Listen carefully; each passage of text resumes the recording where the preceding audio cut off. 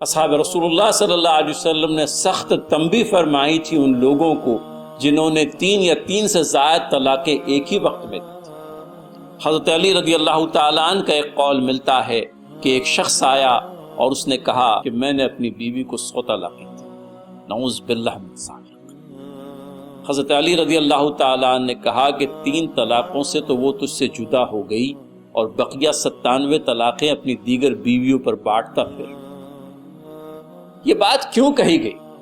ये बात इस मंशा से नहीं कही गई कि बकिया तलाक़ें वाक़अतन अपनी बीवियों पर बांटता फिर, बल्कि ये एक तरह का शदीद इज़हार नाराज़गी थी। तो हम इन बातों को समझे नाज़रीन। हमने इस हक़ तलाक़ का जो नाजायज़ इस्तेमाल किया है, अल्लाह ताला के नज़दीक तो हम जवाबदेह होंगे ही होंगे, लेकिन हमने अल्लाह ताला के कानून को जिस तरह से उसका गलत इस्तेमाल करके लोगों की निगाह में उसे यूँ कह लीजिए कि मुश्तबा बना दिया, उसके लिए बड़ी हद तक हम खुद जिम्मेदार।